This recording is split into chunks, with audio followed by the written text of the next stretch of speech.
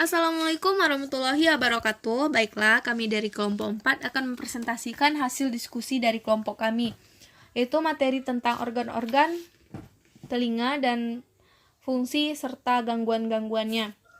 Kelompok 4 terdiri dari 3 anggota, yaitu saya sendiri, Fauzia sebagai moderator sekaligus pemateri, ada Hanifatul Fitri sebagai pemateri, dan Nadia Olivia Perina sebagai pemateri.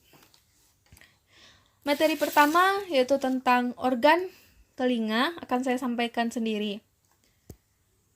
Dapat teman-teman lihat pada gambar anatomi telinga, bagian-bagian telinga secara keseluruhannya. Nah, ternyata telinga itu memiliki 3 bagian utama, yaitu ada telinga bagian luar, telinga bagian tengah, dan telinga bagian dalam. Telinga bagian luar terdiri dari 2 bagian. Yang pertama ada pinna. Pinna ini adalah satu-satunya bagian telinga yang terlihat atau yang sering kita sebut juga dengan daun telinga. Pinna atau daun telinga ini adalah bagian pertama dari telinga yang bereaksi dengan suara. Fungsi dari pinna atau daun telinga ini bertindak sebagai semacam corong atau sebagai pengumpul atau wadah untuk mengumpulkan gelombang-gelombang suara dan membantu gelombang suara itu mengarahkan suara-suara itu lebih jauh ke telinga. Yang kedua ada saluran telinga. Saluran telinga kira-kira mempunyai panjang 3 cm pada orang dewasa dan memiliki bentuk agak seperti berbentuk S. Fungsi dari saluran telinga ini yaitu untuk mentransmisikan suara dari pinna ke gendang telinga, atau melanjutkan suara dari pinna ke gendang telinga tersebut. Yang kedua, ada telinga bagian tengah. Telinga bagian tengah adalah berfungsi untuk mentransfer getaran dari gendang telinga ke cairan telinga bagian dalam. Bagian-bagian dari telinga tengah ada 3 bagian. Yang pertama, gendang telinga. Gendang telinga adalah membran timpani atau sering disebut juga dengan membran timpani, yaitu membran yang berada di ujung saluran pendengaran dan menandai awal dari telinga tengah yang berbentuk seperti kerucut pipih. Bagian dari gendang telinga ini sangatlah sensitif terhadap tekanan dari gelombang, sehingga apabila ada gelombang suara masuk, jadi gendang suara ini akan bergetar. Selanjutnya itu ada osikles. Osikles adalah tulang-tulang pendengaran yang menyambungkan membran timpani dengan telinga bagian dalam. Ada 3 jenis tulang pendengaran, yaitu ada tulang martil, tulang landasan, dan tulang sanggurdi. Tulang-tulang ini berfungsi untuk memperkuat suara dan mentransmisikan atau melanjutkan suara dari membran timpani ke telinga bagian dalam. Yang ketiga, ada tuba Eustachius atau saluran Eustachius. Saluran Eustachius ini terletak pada berfungsi sebagai ventilasi telinga tengah dan menjaga tekanan udara yang sama di kedua sisi membran timpani, dan menghubungkan antara rongga telinga dengan rongga tenggorokan dan rongga yang berada di belakang hidung. Yang selanjutnya adalah telinga bagian dalam. Telinga bagian dalam terdiri dari 3 bagian. Yang pertama ada koklea. Koklea dilapisi dengan lebih dari 15.000 rambut kecil dan memiliki cairan yang bergerak di dalamnya. Di koklea, gelombang suara diubah menjadi impuls listrik yang dikirim ke otak. Otak kemudian menerjemahkan impuls ke dalam suara yang kita ketahui dan pahami. Yang selanjutnya yaitu ada vestibular. Vestibular adalah bagian penting lain dari telinga bagian dalam yang mengatur keseimbangan. Ini terdiri dari urtikel, sakule yaitu sel rambut yang menjaga keseimbangan posisi kepala terhadap gaya gravitasi. Mereka juga disebut sebagai reseptor gravitasi. Yang ketiga ada semikular. Semikular adalah saluran setengah lingkaran yang terdiri dari 3 saluran berbeda, yaitu kanalis semicircularis horizontal, kanalis semicircularis vertikal atas, dan kanalis semicircularis vertikal belakang, di mana pada masing-masing kanalis terdapat sebuah ampula. Ampula ini berfungsi sebagai pengatur keseimbangan dinamis yang menentukan kesadaran posisi kepala saat terjadi gerakan memutar atau rotasi. Baiklah, kita lanjut ke materi selanjutnya, yaitu tentang karakteristik gelombang bunyi. Sebelum kita mengetahui karakteristik gelombang bunyi, kita harus memahami apa sih gelombang bunyi itu. Gelombang bunyi adalah getaran yang merambat melalui medium tertentu. Dan karakteristik gelombang bunyi terdapat empat macam. Yang pertama, memerlukan medium dalam perambatannya. Gelombang bunyi adalah gelombang yang termasuk dalam jenis gelombang mekanik. Gelombang mekanik adalah sebuah gelombang yang dalam perambatannya memerlukan medium yang menyalurkan energi untuk keperluan proses penjalaran sebuah gelombang. Ini berbeda dengan gelombang elektromagnetik seperti cahaya yang tidak memerlukan medium dalam perambatannya. Yang kedua, ada karakteristiknya yaitu dapat mengalami pemantulan atau refleksi. Pemantulan gelombang terjadi bila gelombang membentur suatu objek yang mengalami perambatan gelombang ini. Pada gelombang bunyi, bisa terjadi pada bunyi saat kita berteriak di tepi tebing atau pada bunyi yang memantul bagian dalam gitar. Atau bisa juga di saat kita bersuara di dalam sebuah gua atau ruangan yang kosong. Jadi suara kita seolah-olah akan bergema. Jadi gelombang bunyi ini intinya dapat mengalami pemantulan atau refleksi. Selanjutnya itu ada dapat mengalami pembiasan atau difraksi. Nah, pada saat gelombang bunyi melalui air dengan kepadatan yang berbeda, maka gelombang bunyi tersebut akan mengalami difraksi atau pembiasan gelombang. Akibat dari difraksi ini, bila gelombang bunyi bergerak dari daerah yang dalam ke daerah yang dangkal, panjang gelombang akan menurun. Kecepatan gelombang juga akan menurun. Dan amplitudo gelombang akan naik. Ini terlihat dari gelombang bunyi yang mengalami pembelokan saat melalui udara yang memiliki kelembapan berbeda. Yang keempat itu dapat mengalami perpaduan atau interferensi. Interferensi adalah interaksi atau perpaduan antara gelombang yang menyebabkan terbentuknya gelombang baru. Contohnya, gelombang bunyi misalnya pada gema atau gaung dalam ruangan. Materi selanjutnya yaitu tentang transmisi gelombang bunyi. Transmisi gelombang adalah gelombang yang diteruskan ke medium 2. Bunyi dapat didengar manusia melalui transmisi getaran bunyi ini. Transmisi getaran bunyi ini terdapat 2 macam, yaitu transmisi hawa dan transmisi tulang. Transmisi hawa atau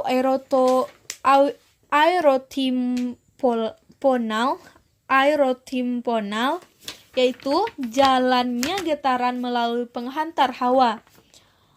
Jalan impulsnya sebagai berikut, yaitu sumber suara menggetarkan udara.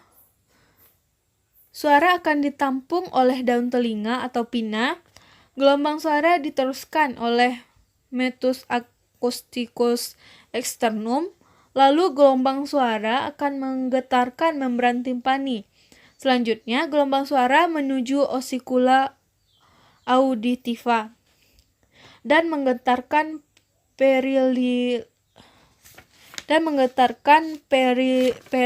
perimpe. Selanjutnya, gelombang suara memasuki membran balasis dan bergetar dan memasuki organon korti atau reseptor pendengaran dan bergetar oleh gelombang suara tersebut. Lalu gelombang suara menuju membran tektoria dan menstimulasi ujung rambut neuropital dan nervus cochlearis, lalu menuju otak, lobus atau lobus temporalis, dan barulah bunyi tersebut akan kita dengar atau kita akan sadar akan adanya bunyi tersebut. Yang kedua, ada transmisi tulang atau craniotymponal. Itu jalan getaran melalui penghantar tulang. Jalannya impuls sebagai berikut, yaitu getaran sumber suara, menggetarkan tulang kepala, menggetarkan perimpe pada skala vestibule, lalu skala timpani, dan selanjutnya penghantarannya itu sama seperti penghantar suara atau transmisi suara pada transmisi hawa. Yang membedakannya itu transmisi hawa dan transmisi tulang itu pada sumber suara pertamanya. Kalau di transmisi hawa, sumber suara itu menggetarkan udara, sedangkan transmisi tulang impulsnya itu getaran suaranya itu akan menggetarkan tulang kepala dulu, baru akan sadarnya kita dengan suara. Sedangkan di transmisi hawa yang digetarkan itu adalah udara dulu, bukannya tulang. Itu membedakan antara transmisi hawa dan transmisi tulang. Baiklah, sekian materi dari saya. Selanjutnya akan dilanjutkan oleh Hanifatul Fitri. Saya Hanifatul Fitri akan melanjutkan materi mengenai pengukuran suara. Yang pertama kita akan membahas mengenai sound level meter. Sound level meter ini adalah alat untuk mengukur tingkat kebisingan suara. Seperti yang teman-teman lihat, beginilah penampakan dari sound level meter. Nah, cara menggunakan sound level meter ini yang pertama, aktifkan alat ukur sound level meternya. Selanjutnya, pilih selektor pada posisi fast untuk jenis kebisingan kontinu atau yang berkelanjutan, atau pilih selektor pada posisi slow untuk jenis kebisingan impulsif atau yang terputus-putus. Selanjutnya, pilih selektor range intensitas kebisingan. Tentukan area yang akan diukur. Selanjutnya, setiap area pengukuran dilakukan pengamatan selama 1-2 menit dengan kurang lebih 6 kali pembacaan. Lanjut, hasil pengukuran berupa angka yang ditunjukkan pada monitor. Dan yang terakhir, tulis hasil pengukuran dan hitung rata-rata kebisingannya. Berikutnya, intensitas bunyi. Intensitas bunyi ini adalah energi gelombang bunyi yang menembus permukaan bidang tiap satu satuan luas tiap detiknya. Pada dasarnya, gelombang bunyi adalah rambatan energi yang berasal dari sumber bunyi yang merambat ke segala arah, sehingga muka gelombangnya berbentuk bola. Apabila suatu sumber bunyi mempunyai daya sebesar P watt, maka besarnya intensitas bunyi di suatu tempat yang berjarak R dari sumber bunyi dapat dinyatakan dengan I sama dengan P per A sama dengan P per 4 pi. Untuk I adalah intensitas bunyi, P adalah daya sumber bunyi, A adalah luas permukaan yang ditembus gelombang bunyi, dan R adalah jarak tempat dari sumber bunyi. Selanjutnya, taraf intensitas bunyi.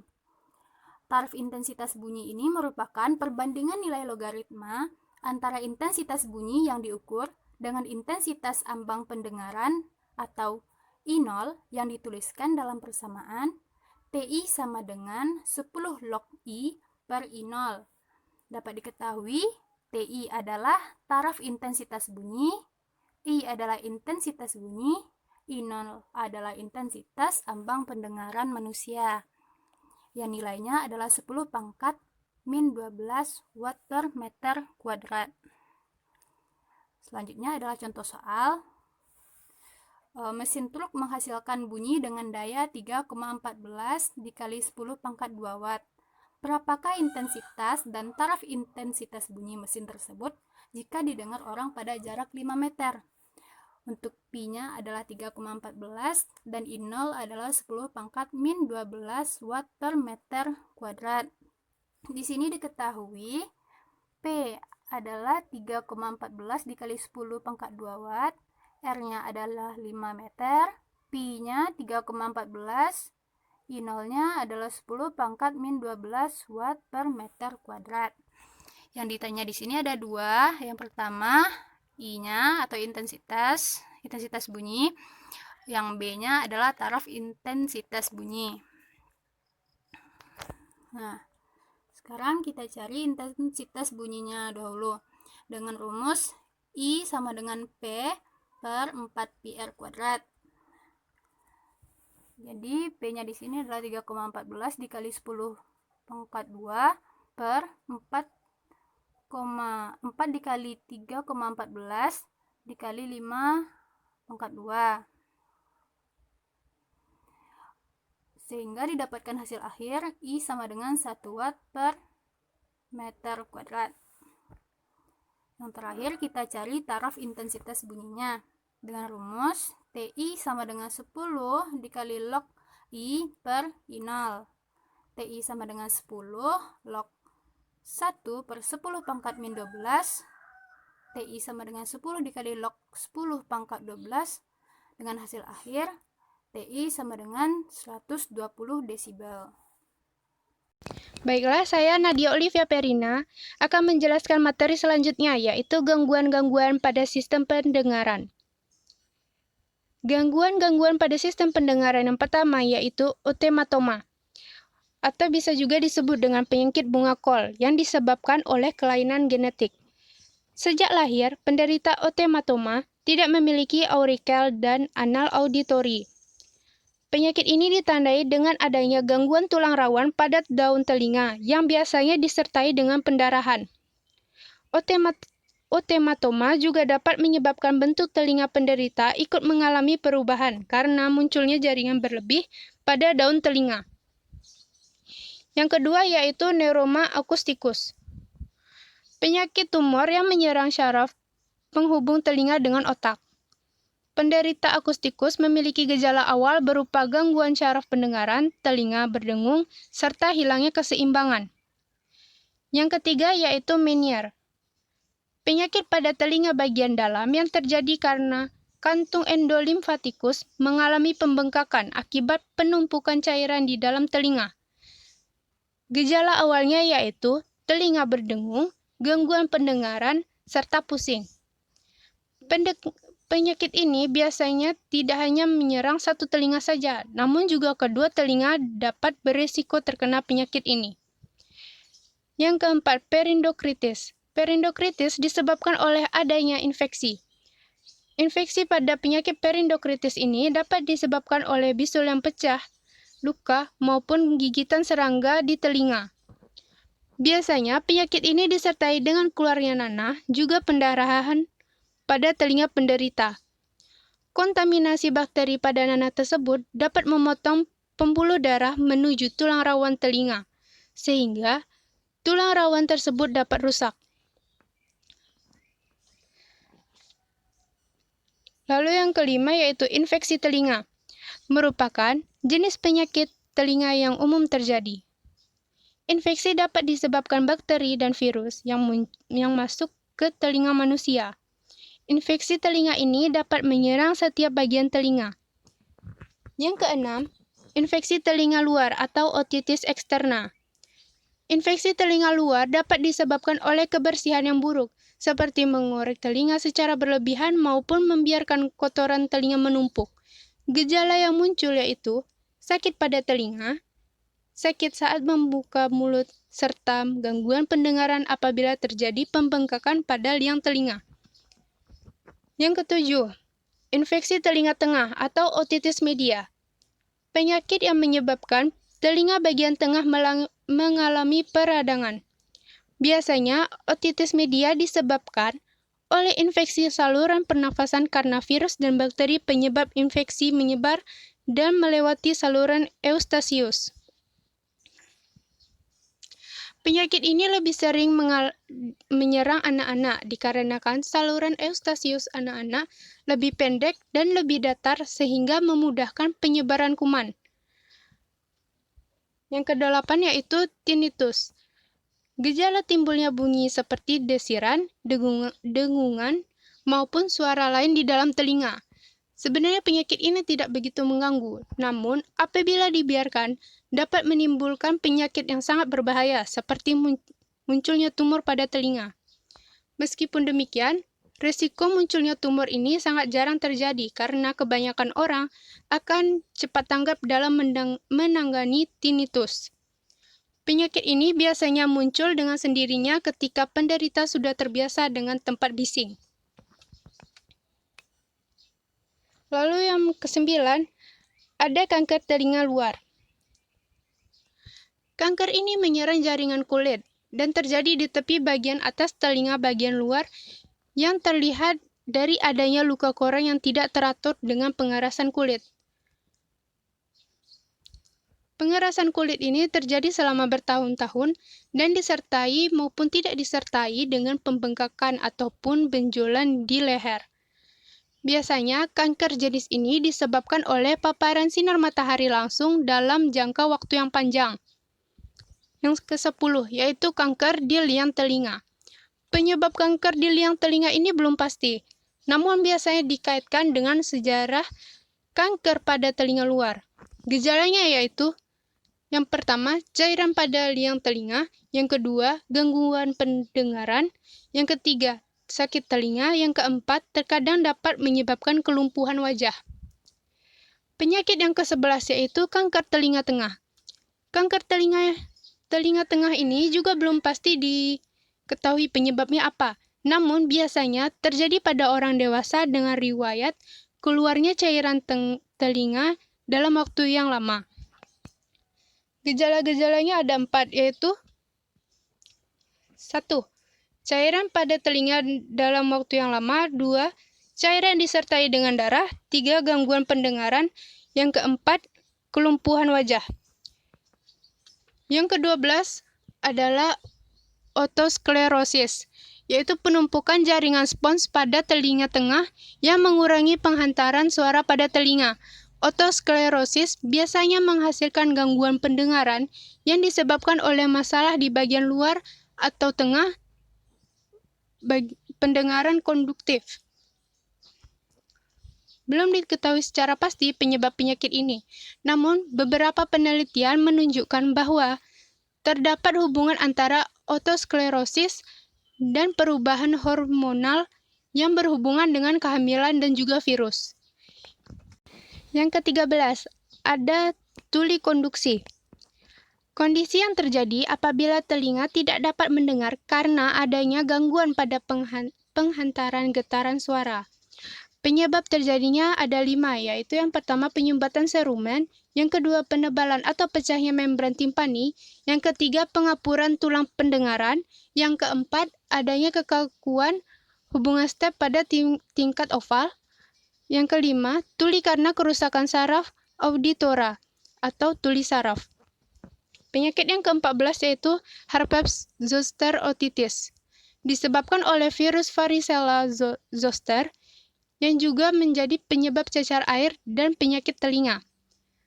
Penyakit ini terjadi karena infeksi viral yang menyerang ke saraf wajah dan telinga dalam. Penyakit ini ditandai dengan adanya rasa sakit pada telinga, kemerahan di daerah telinga, dan wajah yang terkadang mati rasa. Penderita mungkin mendengar suara abnormal ataupun mengalami gangguan pendengaran, vertigo, dan sakit kepala.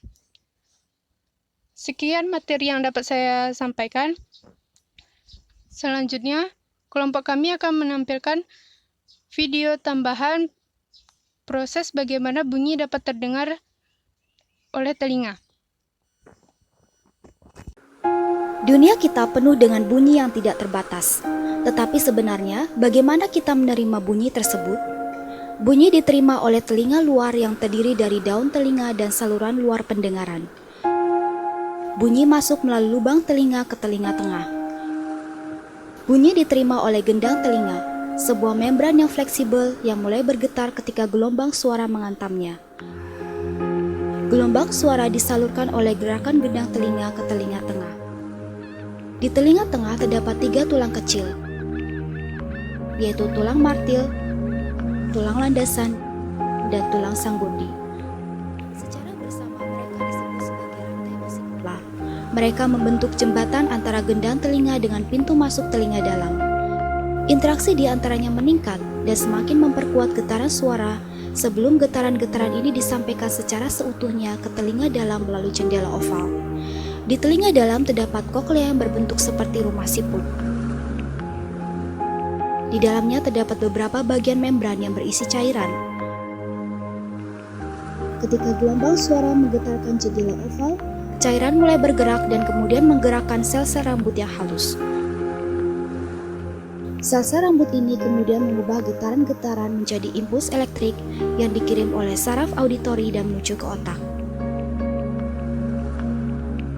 Apa yang kita sebut dengan bunyi sebenarnya hanyalah gelombang suara yang ditransmisikan melalui udara.